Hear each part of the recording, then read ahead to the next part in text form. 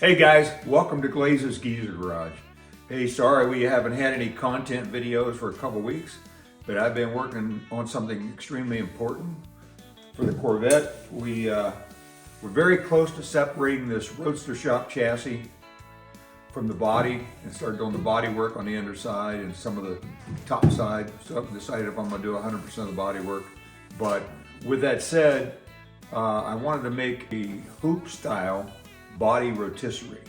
So for the last 3 weeks, I've been fabricating, cutting, welding. I don't have the rotisserie hooked up to the car yet because obviously it's still in the chassis, but that'll be coming this week. I'll give you a little quick short video when I get the rotisserie mounted. But hope you enjoy the video of me fabricating this hoop style rotisserie. Stay tuned. The first thing I had to purchase was this tubing roller slash bender. You put the tubing in here, like this, of course, a longer piece. And then when you crank down on this and you roll it, you start cranking this, it starts to put an arch into the tubing. Now what I've done is I went ahead and purchased the tubing also, which is here. This is all my raw materials for this project, but I have 1.5 inch tubing. I got 4 pretty long sections because I'm creating an 8-foot hoop. You can't see it very well, but if you look real close into the concrete here, I've drawn it's a real light, you barely see it, it's a circle. That is an 8-foot diameter circle. That's going to kind of be my pattern where I'll match that up. That will be for the outside diameter. Well, let's give this roller bender a try. Never used one before, but they seem pretty basic. I guess the big thing is, one thing I did do is when I laid out the circle on the floor, I kind of laid out the distances between these rollers in reference to this.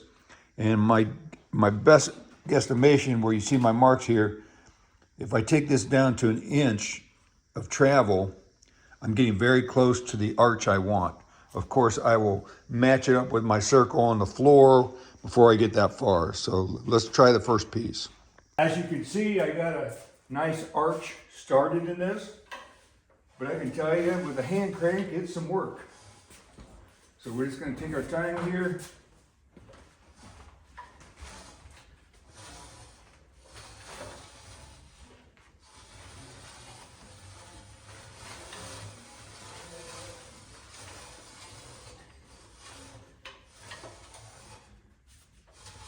Gotta be careful not to run it too far.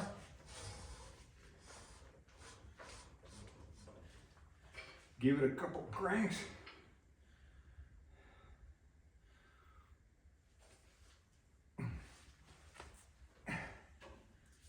Run it back through. Just keep repeating that process. Getting a nice arch in it now.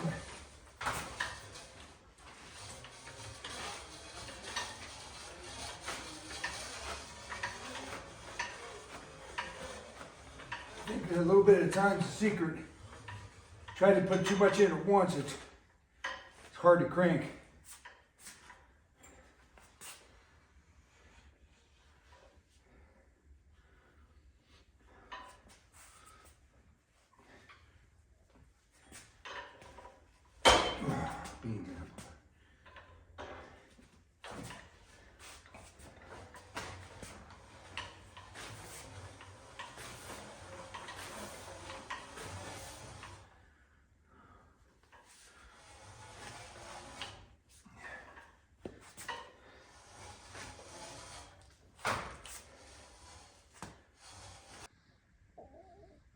Okay, I got 1/2 of 1 hoop radius.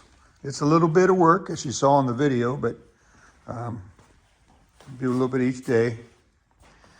It's not perfectly flat. I'm gonna wait till I get it cut where it's supposed to be and then twist it straight if I can, but yeah, does a nice radius. So that's, I'm gonna get 180 degrees out of this bend. You can see I did a little bit more than 180, but yeah, I'll do the other half. Set them on top of each other, cut them to the proper length, where I have a perfect 8-foot diameter on the outside.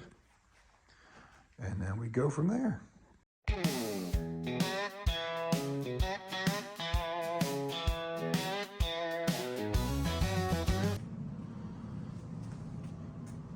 Well, a couple things I'm learning here is a manual roller with 1.5 inch tubing, square tubing, is labor intensive. If I was rolling these tubes for a living, I would definitely motorize this thing, or of course buy an industrial one for about 2,000 bucks. But this is kind of a one-time deal to make this body rotisserie. So I'll just do 1 a day or 2 a day. We'll see how my arms feel. But one thing I learned is if you take a little bit of axle grease and put it right here, because this particular roller, way it's set up, it tends to scuff this side. And what I mean by that, if you look at the piece I already rolled, you can see it's scuffing it. So if you put axle grease in there, it tends to roll a lot smoother. I know that sounds obvious, but it took me my second one to figure that out, so call me stupid. But let's keep going. I wanted to point out something. So in my shop, if I get a view, this is a lot longer because this is the lengthwise of my shop. So I have to bring this rolling weld table over here where I have the roller bender mounted, because the piece is too long to put in here and go end to end this direction in the shop. But as I start rolling it here, because I have a vaulted ceiling, as you can see here, it starts to hit the ceiling. So then I need to roll this over, because now it's not too long, and utilize the vaulted ceiling clearance. And let's roll it over and I'll show you what I mean. Let me show you another challenge here I'm having in my shop. When you start rolling these, you know, I got it on this, my welding bit, because it's a very comfortable position to crank. But the height, right before I reach the 8-foot diameter, I really have to get it into the peak of my vaulted ceiling in order to roll it. I wouldn't normally roll it outside, but yeah, here in Northeast Ohio, it is 4 degrees this morning. So you're not gonna find me outside handling metal on today. So I'll move this back and forth so that the roll ends up in the peak all day long before I go out there in that cold. My goal here was to roll this third one in 1 hour. I came out here about 20 minutes till 9:15. So let's see if I can get it finished up. I took a rough measurement from here to there. I still got a few cranks to go. What I learned was if you crank this once, move it a little bit, crank again a little bit, then crank it one more time, just, you know, just about, not even a quarter turn, half, not even near that. Roll it back to your stop, and then do one roll. Right now, I don't have to move the cart because I'm clearancing the ceiling because the radius is tight enough. That's one bend. Repeat the process, crank, move, crank, move, crank. If you can see here, I'm real close to this stop nut. I wish it was a double stop nut so I could put a dead stop on there, but it tends to move if you crank this, so don't like that, but I may buy another one someday down the road. Let's do one more crank on camera and then we'll go from there.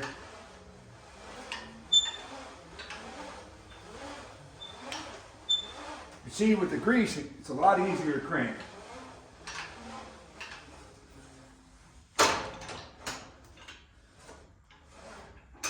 Now I'm going to do a check. I know roughly about 6 inches in and 6 inches up there is where the 180 degrees is going to be.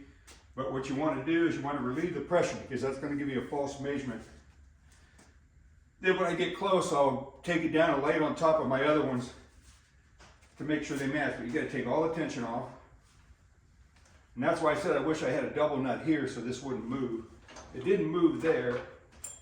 See, it's moving a little bit now. But it's free in there. Let's take a measurement. How about 92 inches? I was trying to go 8 feet, but it didn't work out for me. I actually bent one too tight, so I had to bend the other one to match it. I'm at about 8 foot there, and I want to be at 92, so I got a couple more rolls to go. So let's crank this back down.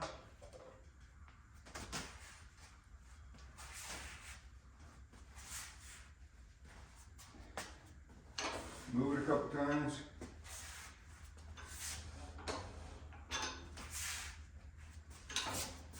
Back it up. Do another crank. So let me get this dialed in. I've laid the third hoop on top of the other two, lined up this side. As you can see here, the radius slowly gets a little bigger, so I got a little tweak on this one, but I can tell you from the first two I did, it's not much of a tweak. This is kind of a fine line. So put it in there and I'm gonna tweak it. If I go too far, I have a method of kind of tweaking it out a little bit. So put it back in there and tweak it. Okay, folks, actually took me 1 hour and 5 minutes, maybe 1 hour and 10 minutes to roll one unit by hand. I should say, a 70-year-old guy. Lubricating this portion, and this portion is very critical to make it easier, but not too bad. I got 3 down, 1 to go. So let's get the other one in there. Okay, that one took me 35 minutes, so getting pretty good at this. I have all 4 bent. Now I got to cut them at 180 and splice them together. So I got to get a work area here. I kind of figured out I can use the bench and my fab table and kind of lay it across there to get things flat. But yeah, let's start working on getting these together. Okay, I'm going to give this manual tubing roller a grade of a B+, and I'll tell you why a B+. One is this shaft collar right here has a keyway, as you can see, but it's only got 1 set screw. And I tried to tighten that as tight as I could without stripping the Allen head, and the problem is it keeps working loose. So I'm probably going to buy a shaft collar with 2 set screws, or drill and tap that and put another set screw in it myself. Probably what I'll do. Other than that, it worked very nicely. B+ because it is very manual. If I were doing several of these a year, say for customers, I would definitely hook up a motor drive on this, some kind of gear reduced drive, put it on its own stand. But, you know, just for doing four hoops, you know, at 70 years old, not too bad. It took me a couple days, but I did 1 and then I had some errands to run, and I did 1 yesterday and had some errands to run. But today I did 2, as you guys saw, but came out here about 8:45 and I'm done by 10:45. So in a couple hours, I did 2, cleaned the unit up, and yeah, I give it a B+. What you're looking at here is how I was able to level all this hoop up using my welding table, a couple props to get it level with my cold cutoff saw. I've measured, they're 91, so half of 91 is 45.5. So I lay a straight edge across here, make sure I'm at 95.5 over this way, and then I make my cuts. So let's see what we got. Okay, I have the first hoop laid out on the floor. It's within an 1/8 inch circumference. I really like that. That's more than enough. Yeah, real happy with it. So have a little bit of touch up on the ends to make the seam tight, but not a big deal. So yeah, real happy with that. Working on the other two. But I'm gonna go grab some lunch. I have one of the hoop rings tack welded together with the splice plate. Tack welded together there, you see there? That way you can take this apart at 180 degrees. Better for storage, and also you can just tilt it up 180 degrees or 90 degrees without the upper hoop if you want to. So now I'm working on the second hoop, got it all jigged up here, level, made sure everything was level, so this thing is basically horizontally, on a horizontal plane, even too, not just a circle. So yeah, let's tack weld this one, then I'll get the other side jigged up and tack welded. So what I did the other day was I kind of held this ring up so I could kind of lay some things out. I pulled a string at 180 degrees across and then measured in the middle and then plumbed down and marked the center of the vertical 180 so I could start laying out the base here. This is the base that will hold the casters to roll around, and it will hold the roller here that the ring will ride in. This is kind of how I'm going to brace it. This is all 1/4 inch steel. Hand making these pieces. This is my mock-up. You can see I have how many pieces I need. Not too hard. I cut it in my metal cutting, code cutting saw and my band saw. So I'm gonna get the rest of these pieces cut, mock up this first one, tack weld it, and just see how the ring fits in there. What I have here in my hand is a 1/4 inch by 2 inch. It's UHMW. That stands for ultra high molecular weight plastic. This is used for wear strips on conveyors, which is kind of where I got it from one of my vendors who made conveyors. I sold them conveyor belts back in the day. But anyway, this is going to ride here and on the other side so that when the ring rides in there, it won't be hitting metal, it'll be hitting this UHMW.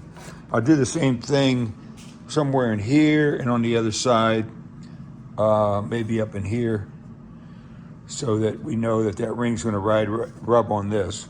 Reduce friction and won't scratch things up. Just make it a nicer unit. I think I got enough here to do it. If not, I can order some more. I got enough for one ring for sure. I may have to order some more online, but that stuff's readily available from Amazon. Again, if you ever need something that metal's going to rub on, this is called UHMW plastic.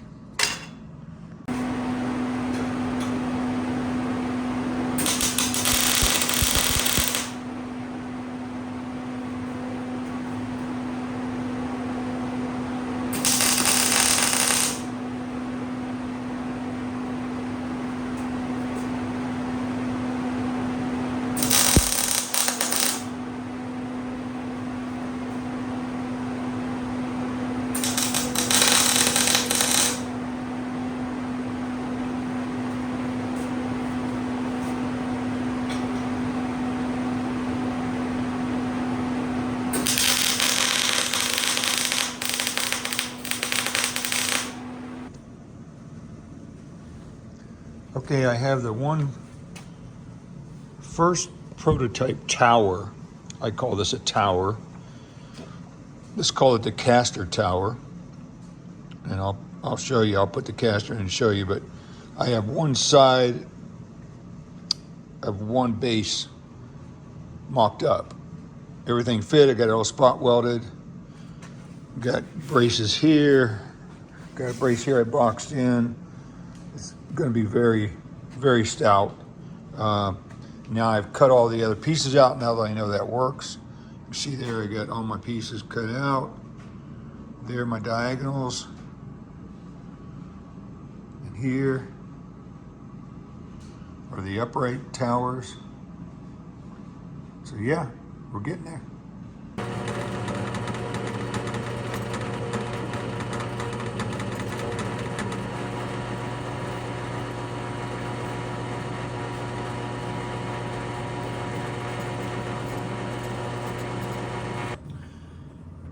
Hey guys, thanks for watching part one of this hoop style auto rotisserie build. This thing took like 2.5 weeks, so I broke it into 2 parts. But thanks for watching part one, and stay tuned for part 2. Remember, like, subscribe, and share. We really appreciate you guys watching. Thanks a lot.